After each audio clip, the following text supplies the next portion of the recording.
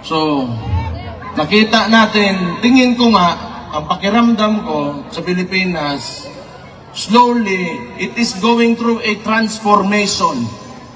Kasi itong eleksyon na yun, na ito, marami ang mga nanalong kasama natin. Kahit papano, sa PDP Laban, yung results, na even without the resources that the opponents had, okay yung resulta natin kahit di man pumasok. Pero sige lang, simula pa lang to. At tandaan nyo, si Marcos, 3 taon na lang yan. Gago na yan! Yeah!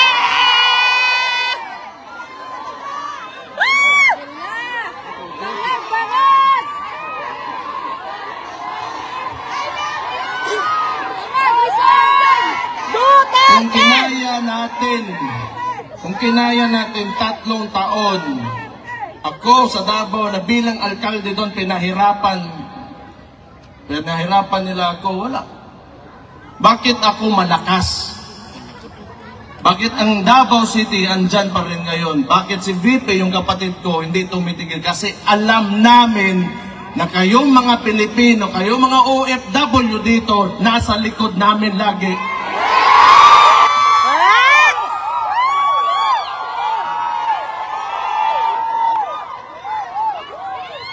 Magandang araw sa inyo lahat.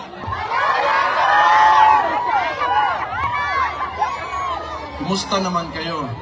Okay lang lang! Maraming salamat sa lahat ng pinakita niyong suporta. Alam niyo naman na sa Pilipinas kami, yung tatay ko nandito ngayon, di ko pa nakikita. Kakarating ko lang kaninang umaga. Masaya naman ako na makita kayong lahat dito ngayon. Wala lang talaga kaming magawa sa sitwasyon ngayon. Kasi kung makita nyo, yung illegal arrest ni PRRD, wala, hindi natin gawa talaga ng sindikato. So hindi namin nakita because siguro si PRRD lang kung tatanungin, maybe he trusted the judiciary doon sa Pilipinas. Kung talagang sinunod lang yung saktong proseso, handa naman talaga siyang humarap before the courts, before the Philippine courts. But yung ginawa nila, nakita naman nating lahat na wala talagang due process. So pagdating niya ng Manila galing Hong Kong, may eroplano na dyan. Well, technically, sa nangyari, tawag doon kidnapping talaga. Wala tayong, pero siguro okay na lang kasi nandito naman kayo. I'm sure nalalaman niya man na maraming sumusuporta sa kanya, and very important na lalo na sa edad niya. He's already 80 years old. Tapos, makulong ka pa, palungkot talaga masyado yan. Sa ito ba, mingaw kayo. Nalaman niya maraming bigaon dito sa labas naghahintay sa kanya. Masaya na yan. So, hindi ko man ngayon ko makikita si Papa. Maybe tomorrow or the following day, sabihan ko na lang na ako lang yung huli nakapunta dito kasi ako yung naiwan doon sa Davao, mayor kasi ako. So, but I'm happy to see you right now and personally magpasalamat sa inyo. And tayo naman lahat dito OFW, lalong-lalo na yung birthday din ni PRRD, ni Papa, no? Buong mundo nag-demonstrate talaga natin yung support natin. Hindi man lang talaga particularly sa tatay ko, pero sa anong klaseng gusto natin na Pilipinas na magkaroon tayo. At talagang sigurado ako, Hindi yung paraan ng administrasyon ngayon. So makita natin, ngayon din, sa nung eleksyon na nangyari, kung tingnan nyo sa Davao, wala kaming vote buying doon.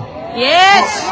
For the longest time, talaga dito sa Davao, si Roddy Duterte, hindi niya sinanay ang mga taga Davao pagdating sa vote buying. Kasi yan, ang vote buying kasi, gawa lang yan ng kapitalista.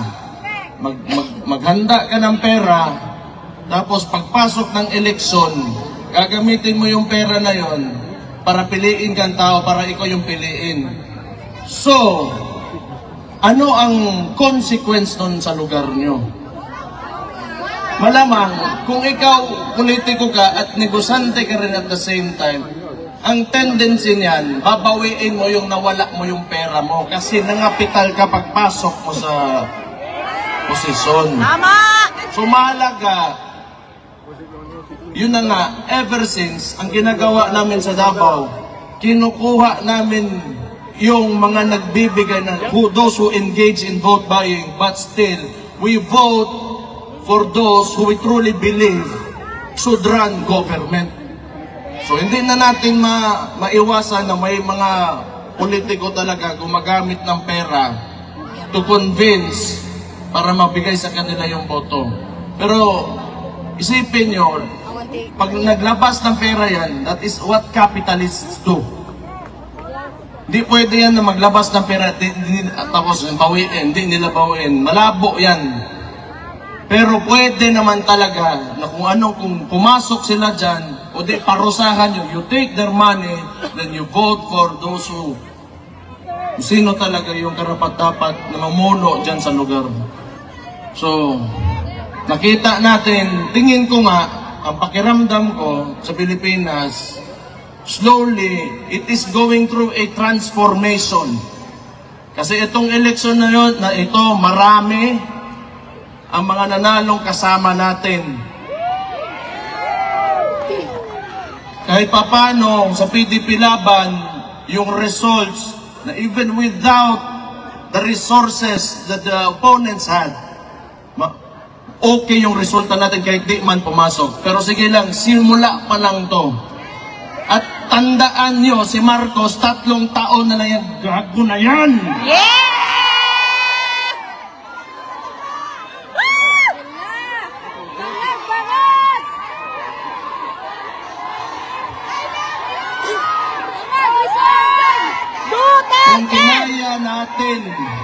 Kung kinaya natin 3 taon, ako sa Davao na bilang alkalde doon, pinahirapan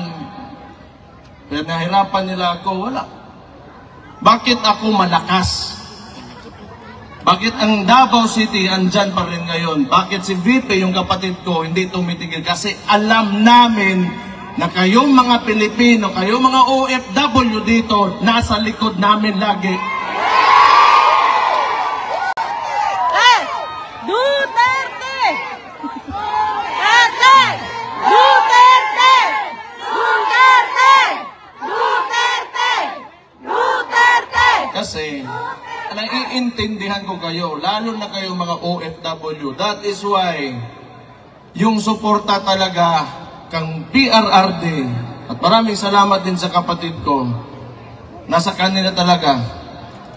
Kasi may point of comparison kayo because you are living outside of the Philippines and lalo na dito sa Netherlands, dito mga Scandinavian welfare states, pati yan Germany. Alam nyo, yung pera ng tao na uuwi sa mga tao. Pag yung pera natin, yung buwis natin binabayad dyan sa Pilipinas, ewan ko na potang ina ko nakabalik pa ba yan dyan sa potang ina.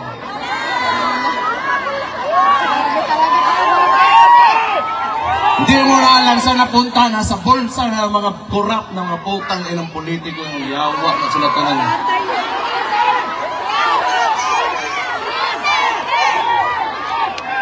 But, you know, kung kayo naniniwala ng federalismo, ibang usapan yon. sometimes kasi, you know why Marcos can really manipulate and have almost absolute power. It is because of our unitary system of government. Yung presidential system of government natin, it allows the president to have almost total control of all government. Kailangan kasi, yung maganda sa, kung palitan natin yung system of government natin, sabihin natin federalism, hindi dili lang income yung napupunta sa mga sarili-sarili nating probinsya, but the functions of government as well.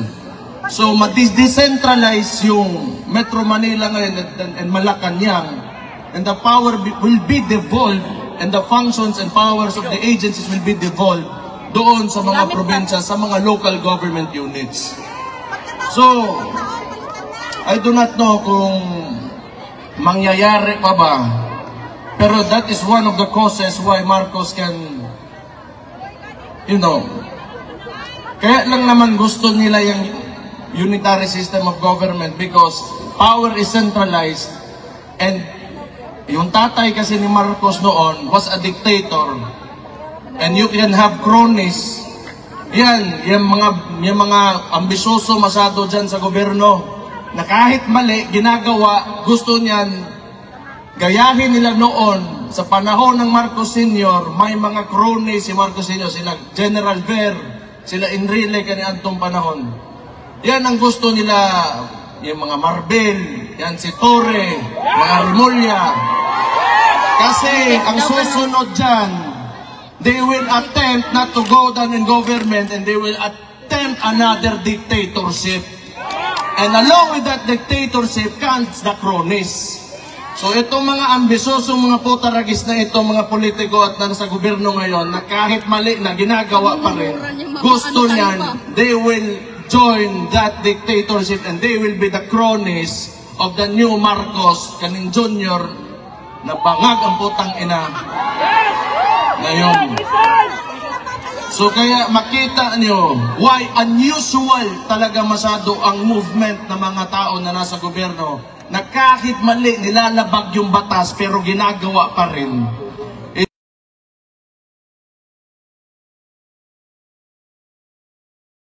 It's because not out of their jobs or functions in government, but it's out of selfishness. Pero hindi talaga yan, because ngayon, kahit tingnan nyo, ilang demonstrations na nangyari since yung gago na Marcos na yan. Nagsimula yan sa kapatid ko. You know, wala man talaga sana akong problema, pero ginatawag nila magnanakaw yung kapatid ko dahil lang sa confidential funds na yan eh. Pero ito yung sasabihin ko, ang tanong ko lang sana ba? Just to, you know, for the sake of argument, kung ang presidente merong billions in terms of confidential funds, tapos gusto nila impeach yung kapatid ko for 125 million pesos, in terms of amount, who is more impeachable? Ang billion or ang million? Yan, isa yan. But sa totoo lang, you know, if you take a leadership position, lalo na executive, mayor ako, yung mga, lalo na mayor, barangay captains, yung executive position, alam mo, kung you are really serious on implementing or renewing policy or amending laws, or if you want to make a change, it should start with you. Kung sinasabi sana nitong Marcos na ito na masama may confidential funds, then it should start with him, pababa, so that he will be the example that we will follow. And yet, you are sinisingle out mo yung isang tao. Ano ibig sabihin nun? It's because of politics. When you should be there, nandyan ka to lead the country and fix, you know, what is broken and continue what has already been done. That is good for every peace-loving citizen in the Philippines. Pero anong ginagawa? Ever since, ito lang talaga sa buhay ko, medyo nakita ko noon, Pinoy, before that, Pedro Ramos and Erap, na we are, a bit tolerant when it comes to government, but this is the only time that I've seen the Philippines that is so divided. Tama! And how can you live with that kung nakakadiha? Ikaw, Presidente, unya, you allow your people to suffer and even make lies. Hantod karon, imong tag-20 nga bugas, wagya po na niabot. O, John! Batay may mo, basta buang kalingkod, gina. O, John! Pero,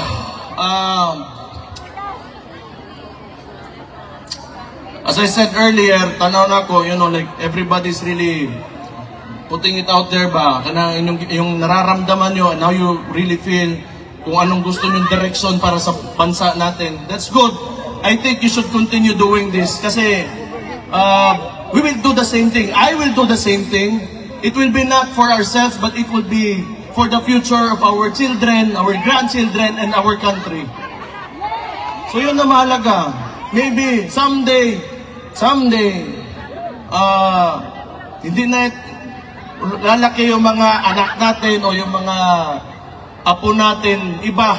Maybe they will be facing not the same problems na ito, lalo na itong malala talaga itong administrasyon na ito.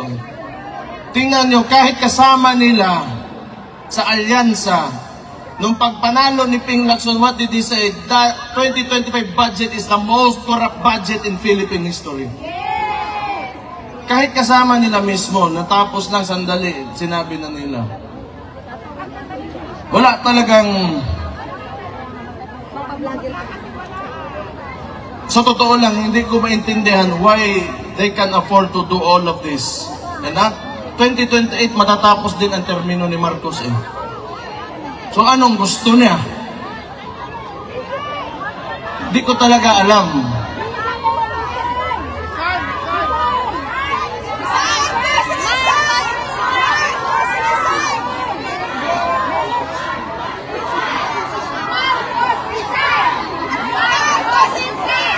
Sana nga talaga. Sinabi ko na yan eh. Noon pa yan. Last year, nung nagsimula to lahat, nakita ko na talaga. The way they run things, yung pakiramdam nila para silang hari eh. Everybody below them, wala na kayo. You are slaves. Kita niyo Pilipinas ngayon. Sometimes, I don't even want to believe yung mga sinasabi sa akin ng mga kaibigan ko sa ibang lugar. Luckily for us at Davao City, we have been able to maintain the peace and order and the services na hinahatid ng government namin sa mga constituents namin. But it's really sad to hear other people who are disappointed with what's happening now in the country. But ito rin yung maganda rin. Maging contrast ito, if you truly believe in the governance of Rudy Duterte. May anak pa naman siya dyan, yung kapatid kong babae. Kung gusto niya ipatuloy yung tunay na pagbabago, pilitin natin na tumakbo ito ng 2028.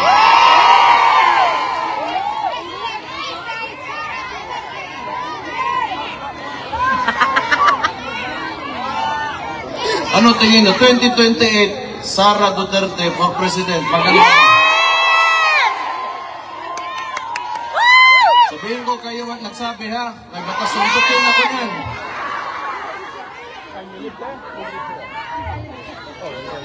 Pero ito yung gamitin talaga natin, na experience natin when the government fails its people.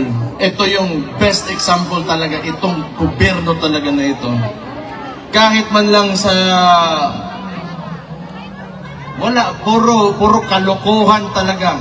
Kahit press release, kalokohan, puro kasinungalingan, puro politics. Wala kayo makita bagong tulay ngayon. Wala kayong makita, ewan ko na lang. But anyway, ayoko na magsalita masyado ng sobra pa nito. I'm just happy to be here to see all of you, and sa mga lahat ng nakikinig ng mga OFW na sa ibang bansa ngayon. Alam ko malakas talaga ang suporta ni Papa galing sa mga OFW natin. Salamat, kaayos niyong tanan. Sayaw muna, sayaw! Sayaw! Sayaw daw sa sir! Sayaw! Sayaw sa Gabriel! Dili kabayran ang kuan. Suporta nga yung ginapakita. So, on my part, bilang anak ni Rodi Duterte, I will look for a way, and I will fight for you back in the Philippines when I go back there. May 3 taon pa, hindi nila ako natakot for the first 3 years. And I'm sure hindi nila ako matatakot for the next 3 years. Malabo yan. Malabo yan. Kay mga pisot sila, buisit ang kawalan na.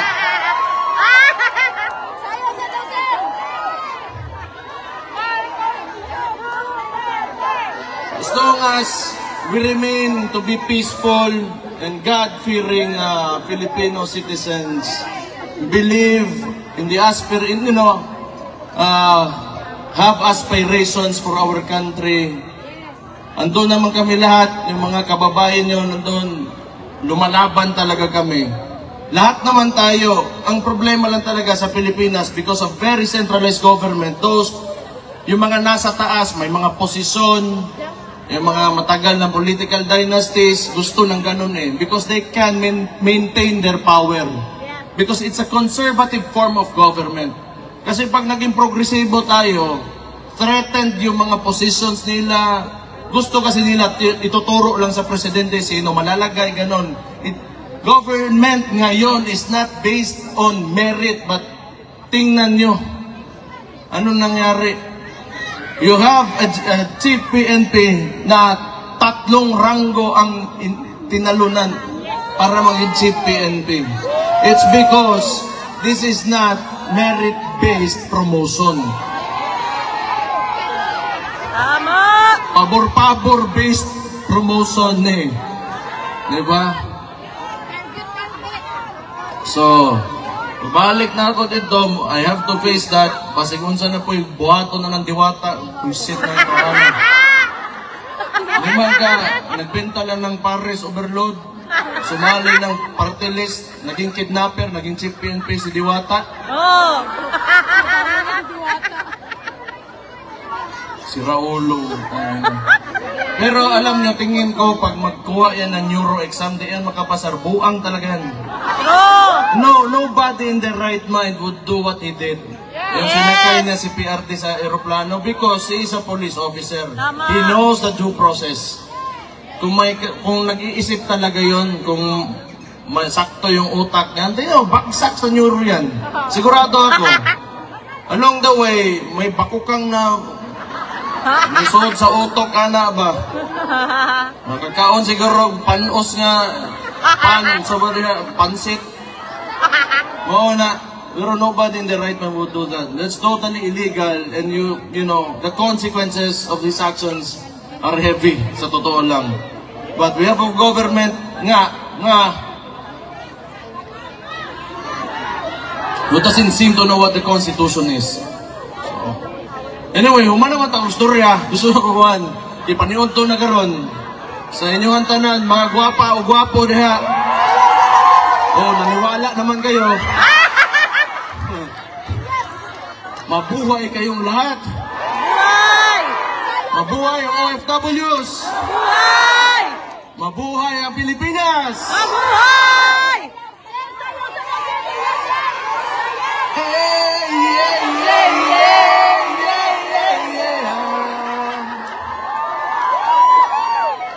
Buang moy. Pero salamat kayo It really means a lot sa family. And I'm sure, lalo-lalo na kay PRRD to know na you are always supporting him. So thank you. Mabuhay kayong lahat and God bless you all.